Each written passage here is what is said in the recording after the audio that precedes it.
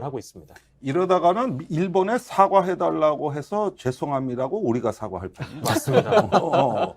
괜히 사과해달라고 해서 불편을 끼쳐드렸습니다. 네, 네. 이 교수님 어떻게 보세요? 아니, 과거를 청산하고 미래를 가려면 과거가 정리가 돼야죠. 네. 근데 이제 일본이 사과를 한 적이 없는 게 이 사실관계에 대한 지금 명확한 입장을 모르시는 것 같아요. 정부에서. 네. 이 사과의 핵심은 그 일본의 한국 강점이 불법적이었는가 이 문제를 보는 거거든요. 네. 근데 지금 일본의 기본 입장들은 지금까지 단 한 번도 불법성을 인정한 적이 없습니다. 불법 아니다. 아니다. 근데 예. 그게 이제 대만하고 달라요. 대만 같은 경우는 대만 자체가 그것을 합법적으로 인정하고 그것에 대한 손실, 당시에 우리는 본토에 있는 일본 사람만큼 대우받지 못했으니까 그거를 보상하라고 하죠. 네. 우리 같은 경우는 이제 당신들이 우리한테 저지른 그 불법적 강점이 그 불법성이기 때문에 손해를 배상하라고 합니다. 그런데 네. 일본은 지금까지 그 문제를 인정을 한 적이 없어요. 인정을 예, 하죠. 단지 합법적 강점 과정에서 발생한 다소간의 불편함에 대해서 한국 사람들은 특히 불편함에 대한 뭐 좀 유감이나 뭐 잘 나가면 통석의 염 정도를 갖는다. 통속의 염. 예, 그 정도기 때문에 지금 일본과 한국 간에는 그만큼 그 이 강점을 보는 그 시각 차이가 큽니다. 근데 그 문제를 갑자기 접고 대통령께서 공식 발언으로 국무회의에서 일본이 이미 수십 차례 사과를 했다고 말씀하신 것은 그 거의 일본이 지금까지 1945년 이후에 견지했던 이 일본의 입장을 그냥 100% 받아들이신 겁니다. 예. 그러니까 일본이 한 사과는 우리가 그 공사장이 있다고 지나가다 보면 도로 공사를 한다고 거기에 팻말이 하나 써 있어요. 공사로 불편을 끼쳐드려서 죄송합니다. 이 이야기는 이 공사는 잘못된 게 아니라는 그렇죠. 예. 뜻이거든요. 네. 그러고 잘못되고 합법적으로 하는 공사인데 단지 네가 좀 교통에 불편을 느끼는 것 같아. 네. 그러니까 그게 미안하다. 내 행동이 미안한 게 아니라 이런 의미의 사과라는 네. 뜻이. 그런 사과를 예전에 1972년에 중일수교할 때 중일수교. 예, 일본에서 그렇게 사과를 하니까 이제 당시 주울레 수상이 그거는 저원나이 지나가는 일반이면 번토 발언은 좀 하시는 게 낫지 않을까.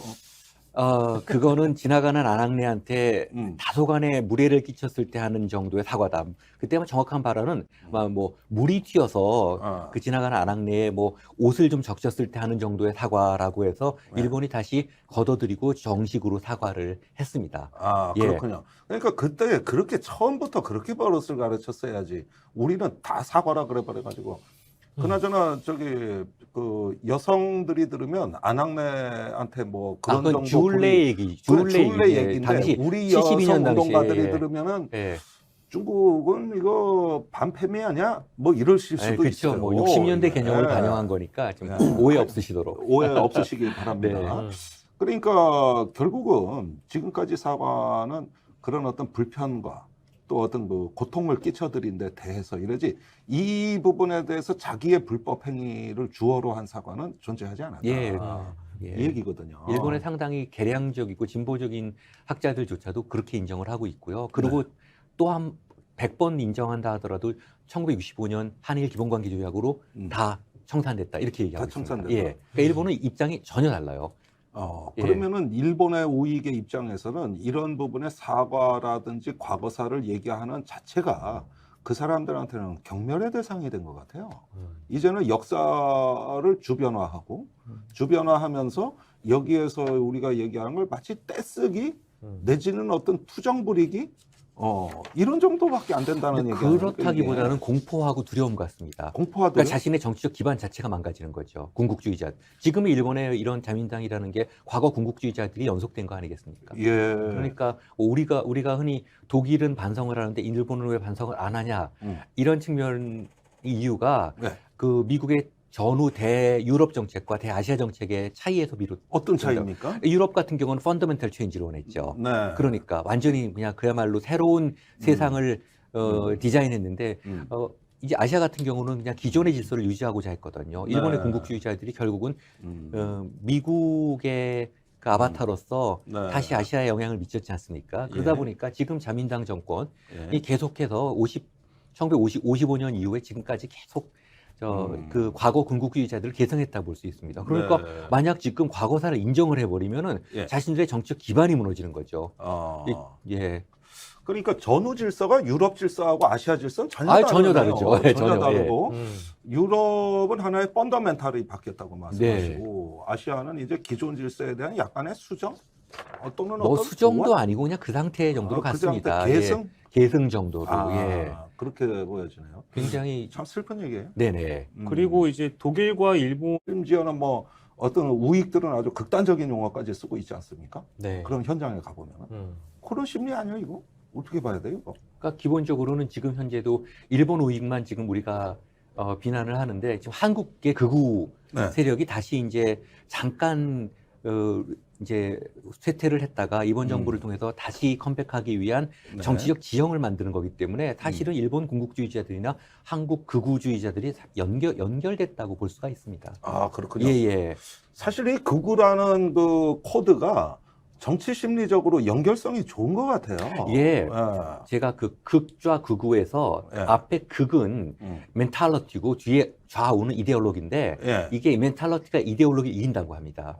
예전에 그 저희 학계의 대원로이신 이한기 교수님께서 예. 일본에서 이제 도쿄 대학에서 공부를 하실 때 당시 일제 때 도쿄 대학의 국제법 교수가 셋이 있었는데 예. 셋이 다 입장이 달랐대요. 한 분은 굉장히 이제 진보적이었고 한 분은 중간, 한 예. 분은 이제 극우로 예. 이제 대동강 공영권의 아주 그냥 첫 선봉에 선 분인데 그 양반이 그 사람이 전후에 완전히 극좌가 돼갖고 네. 레닌 평화상을 받았습니다. 오 놀랍네요. 예, 그러니까 이게 극우하고 극좌는 연결된다는 거죠. 왜냐하면 멘탈러티가 예. 같다는 얘기입니다. 아, 그러다 그렇군요. 보니까 저쪽 극우나 이쪽 극우가 잘 소통되는.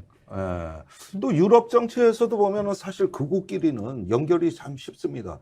그 독일이나 이탈리아의 극우 세력이 푸틴하고 또 가깝잖아요. 아, 그럼요. 예. 그렇게 하면서 국경을 초월하는 어떤 네트워크 실체가 드러나고 네. 또 그 우크라이나 전쟁에서 아조프 연대 같은 완전히 친나치 세력들 이런 사람들 사실 국제 조직이에요. 얼핏 보면은 그 로컬 하나의 분쟁인 것 같지만은 또 나름대로 그 코드가 있어요. 20세기 그런 한국에도 거는. 있었어요. 한국에서 20세기에도. 20세기에 저기 문선명하고 김일성하고 친했지 않습니까? 예. 극우와 극좌인데 둘이 이게 고향도 한 100리 정도밖에 안 떨어져서 아. 둘이 형님 동생 하면서 예. 사실 그래서 남북 관계의 여러 가지 문제를 풀어나가 중동 문제를 풀어나갈 때 그 당시 문선명 교주가 굉장히 큰 역할을 했다고 저도 이렇게 들은 적이 있는데 네. 어쨌든 극좌와 극우가 아주 굉장히 가까웠다고 합니다. 그래서 극과 극은 통한다는 지금 얘기가 그래서 계속 설명해 주고 이게 이데올로기보다 예. 멘탈러티가 앞선다고 합니다. 이데올로기보다 멘탈리티다. 예. 이게 일종의 어떤 요즘 풍미하는 어떤 부족주의, 종족주의 예. 이런 논의하고도 또 관계가 돼 있지 않나 하는 생각도 좀 실제적인 드는데. 상업적, 정치적 이해하고도 긴밀히 연결돼 있는 것 같습니다. 이 사람들이 네. 자신들이 지금 유지하고 있었던 이승만 정부 이후에 그 강력한 기득권들 이런 것들을 잃어서는 안 되겠다는 아주 그 절박함이 지금 표현된 게 아닌가 생각을 합니다. 극에 치닫는 정치라는 거 이제 그 계속 말씀을 주고 계시니까 이제 그 대통령께서 국무회의 발언에서도 그랬습니다만 이 어떤 한일 정상회담 성과에 대해서 폄훼하는 세력을 예를 들면 이제 반일 조장을 한다라든지 적대적 민족주의자라는 표현을 하셨잖아요. 네. 근데 그 민족주의 자체를 어찌 보면 현 정부에 있는 실권자들이나 핵심 관계자들은 혹시 대통령이 민족주의를 바라보는 사고가 극좌에 가깝다 내지는 좌익에 가깝다라는 어떤 규정을 하고 있는 거 아닌가라는 접근을 혹시나 하고 있진 않을까? 이 문제는 근데 제가 보기에는 대통령을 중심으로 생각하면 안 되실 것 같아요. 아 그렇습니까? 예, 이분은 대부분의 경력이 검사 경력을 하다가 얼떨결에 지금 대통령이 되셨기 때문에 예, 사실 그건 사실 얼떨결 맞습니다. 되신 거죠. 아니, 예. 진짜 그러다 보니까 이런 그 어떤 민족주의 문제라든지 한일 관계라든지 이런 거에 대한 분명한 생각을 갖고 계시다고 볼 수 있는 증거는 없어요. 그러니까 그 주위에 있었던 그 거대한 세력이 좀 둘러싸여 있다고 저는. 굉장히 고급스럽게 말씀해 주셨지만 아무 생각이 없는 대통령이라는 말씀에 확 와닿습니다. 아니 그게 제일 위험한 거예요. 이게 철학이 빈곤한 가운데 어떤 내부의 공허감은 반드시 뭘로 채우고 싶어 한다고. 네. 그때 주술처럼 다가오는 이데올로기라든가 어떤 그 그럴듯해 보이는 그 담론 이게 한번 점령하면 이거 고칠 수가 없어요. 이게 방금 그게 생각을 상정을 해보세요. 해버리면. 막 지금 그렇게 그 부분에 전문가가 아닌 분이 거기 결정을 하셔야 되는데 옆에 전문가들이 막 아주 이런 그 참모들이 전문 용어를 써가면서 설득을 해나가면요. 한두 명도 아니고 사방에서 그렇게 얘기를 하게 되면은요. 사실 굉장히 흔들리게 됐죠. 그렇죠. 야, 중심이 단단하지 않은 경우가 예. 이게 상당히 위험한 건데. 예. 자, 그러면은 지금 이렇게 일본권을 옹호하면서도 굳이 한 방향으로 가는 윤석열 대통령은 왜 그런 것인가 이런 부분에 지금 얘기가 나왔습니다만 그 반대편에서 그럼 한일 정상회담 끝나고 그렇게 선의를 보여주고 이렇게 어떤 일본한테 손을 내미는 대통령한테 왜 일본 정부나 언론은 저렇게 그 선의를 갖다가 악의로 되갚는가? 아니, 아니에요. 정상회담 끝나고 나가지고 독도 뭐 후쿠시마 다 나오고 있잖아요 지금. 이건 어떻게 돼? 아니 생각이 전혀 다릅니다. 그래. 이게 우리는 선이라고 생각했는데 일본은 아주 비정상이 된 걸 조금 정상으로 돌려놨다고 생각을 합니다. 아직 멀었다고 생각을 하는 거죠. 아직 멀었다. 예. 청구권 협정을 봐도 우리 생각에 우리는 강점에 대한 피해를 받았으니까 우리 청구권만 있다고 생각하는데 일본은 자기네 청구권이 있다고 생각을 해요. 자기네 청구권. 여기 놓고 온 자산들. 그래서 일본은 청구권 조치법을 통해서 한국에 있는 그 자산을 일본 국민이 청구할 수 없도록 그 국내법 조치를 만들었거든요. 네. 우리는 이렇게 했다라고 생각을 하는 거죠. 그러니까 그 시각의 차이가 정말 상극입니다. 상극. 그렇기 때문에 일본을 대할 때는 마치 그 메이저리그 투수가 저 타자를 대할 때 정말 한 구 한 구가 굉장히 좀 그렇죠. 정말 신경전을 벌이지 않습니까? 네. 단 한 구만 실수해도 그냥 장외 홈런 넘어가잖아요. 예. 그런 식으로 꽂아놔야 되는 건데 네. 그냥 한 120km쯤 되는 속도의 그 정면으로 편하게 공을 준 거죠. 네. 이제 됐어. 그리고 일본은 입장이 바뀐 겁니다. 이제 두드리니까 되는구나라고 나온 겁니다. 그러니까 이제 뭐 제구를 할 때 뭐 변화구도 좀 던지고 네네. 직구도 섞고 이렇게 네. 해야 되는데 우리가 흔히 얘기하는 네. 아리랑불이라고 해가지고 느릿느릿하게 잘 칠만한 공만 네. 이렇게 던져줬단 말씀이시죠. 네, 이번 뭐 실제 야구가 그렇게 됐어요. 제가 전문가 입장에서 보기에 이번 한일 정상회담은 한 새마을 조기 추구 정도의 작전으로 프리미어 리그를 상대한 이런 정도예요. 만만치 않습니다. 예. 일본 만만치 않은 나라예요. 저거로 수십 년을 자기네들은 어떻게라도 피해의식을 가졌는데 예전에 제가 들어보니까 광고 중에 제일 센 광고가 담배 회사 광고랍니다. 네. 뭐 그 유명한 세계적 광고예요. 왜냐면 피면 안 되는데 그걸 피게 만들어야 되지 않습니까? 네. 그런 식으로 일본은 저런 거에 대한 피해의식이 굉장히 강합니다. 자기네는 그 소위 전전에 큰 그 죄를 지었고 예. 그래서 이런 패전국으로 시작을 했기 때문에 어떻게라도 자기네 입장들을 강화시켜야 되는데 그런 거를 많이 다뤄봤던 그 일본 정부 그리고 자민당이 계속 정권을 거의 집권을 했는데 네. 그 상황에서 섣불리 들어가게 되면 저렇게 당하는 거죠. 예. 그리고 한국에 대해서는 이렇게 아주 모멸적인 태도를 취하면서도 막상 미국에 대해서는 또 전혀 달라진 얼굴이거든요. 네. 미국은 2차 대전 때 싸웠던 주적 아닙니까? 샌프란시스코 조약으로 완전히 끝났는데요. 뭐. 예. 그런데 그 일본이 갖고 있는 그 규칙에 기반한 국제 질서에 대한 그 가치 연대보다는 자기 영토에 대한 트라우마가 더 큰 것 같습니다. 인지심리학적으로 그 부분이 더 크다. 예. 일본에 지금 대체적으로 1년에 지진이 10만 건 정도 난다고 하거든요. 예, 그래서 그 기본적인 그 자기 영토에 대한 어떤 열등감이 다른 나라 영토에 대한 야욕으로 표출되는 것 같습니다. 영토에 대한 열등감. 네네. 그리고 대륙의 발전된 문명으로부터 수천 년 동안 소외됐다는 그런 굉장한 그 열등 의식이 존재하고 있기 때문에 네. 독도 같은 곳은 단순히 작은 섬이 아니라 대륙 진출의 교두보죠. 굉장히 중요한 거. 1937년에 그 일본 이제 그 관동 대지진 이후에 1930년대 말에 서울로 행정수도를 옮기기 위한 구체적인 시도를 했고 그 기록이 남아 있거든요. 일본의 행정수도 물론이죠. 서울로. 얼마나 불안한 땅이면 이게 살 수가 없다는 거 아닙니까? 근데 여기 와 보니까 이게 얼마나 좋은 땅이에요.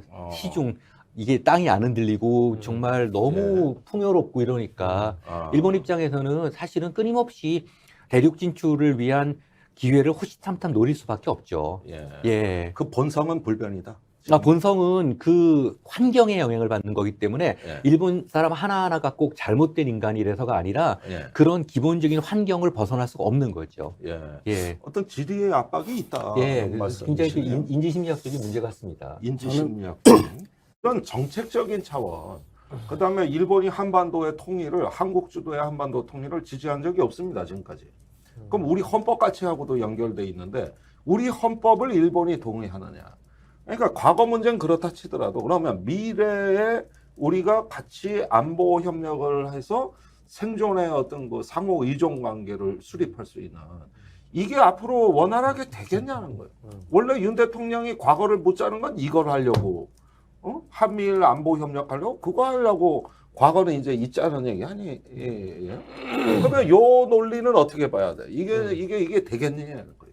안보 협력은 굉장히 앞서가 있는 문제들이고 지금 기본적인 과거사 정리도 안 돼 있는데요. 네. 말도 안 되는 소리죠. 말도 안 된다. 네. 예. 예. 뭐 지금 나토도 그렇고 이 역사적으로 중요한 그 군사동맹 부분들을 보면은 네. 문화 정치적인 연대가 전제가 됩니다. 음. 정치적인 입장들이 같아야죠. 예. 예. 그러니까 되는 거지. 그게 안 된 상태로 무슨 저기 안보 협력까지 갈 수가 있겠습니까?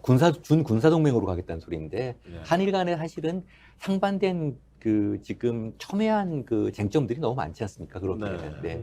뭐 굉장히 많은 반론들이 국내에서도 있었습니다만 저는 이제 이런 반론은 좀 지겹고 안 했으면 좋겠다고 생각되는 게 우리의 주적은 누구냐라고 이제 되묻는 경우도 그런 많지 거, 예, 않습니까? 예. 주적은 북한인데 왜 주적도 아닌 일본과 이렇게 친하게 지내는 거 안 되느냐라고 항변을 하시는 분들이 꽤 많았었잖아요, 그동안. 저는 그런 분들에게 되묻고 싶은 게, 그러면은 언제까지 종북이라고 비판할 거냐, 언제까지 친북이라고 비판할 거냐, 아니면 그러면 우리는 계속 반북을 해야 되는 것이냐라고 되물어, 감히 이런 얘기도 받아줄 겁니까? 또 그게 아니지 않습니까? 그러니까 이제 일본과의 건강한 동맹을 위해서는 어떤 것들이 절차적으로 먼저 그렇죠. 밟아가야 되는지에 대한 합리적인 분석과 비판이 뒤따르는 것 뿐인데, 그럼에도 불구하고 이제 이런 식의 어떤 편가르기식의 비난이라든지 이념적인 잣대를 들이댄다는 거는 굉장히 어떤 국민들이 보기에 불편한 지점이고, 말씀 주셨습니다만 동맹의 영토 주권을 위협하는 동맹이 어디 있으며 국민들의 동맹국의 국민들의 건강권을 위협할 만한 일을 서슴없이 하려고 하는데 이런 식으로 떠보기를 한다든지 정상회담 이후에 외교적 결례에 가까운 그런 보도들을 우리가 이제 뭐 그대로 이제 직시를 하고 있는 건데 이런 동맹국은 저는 제가 태어나서도 본 적은 없습니다. 영토 주권은 그야말로 헌법상 배타적 가치입니다. 예. 용납이 안 되는 거예요. 네. 그게 헤쳐지는 경우는 전쟁으로 갑니다. 네. 예, 그 정도로 뭐 사실은 그렇지 않겠습니까? 음. 그래서 그러니까 동맹 간의 영토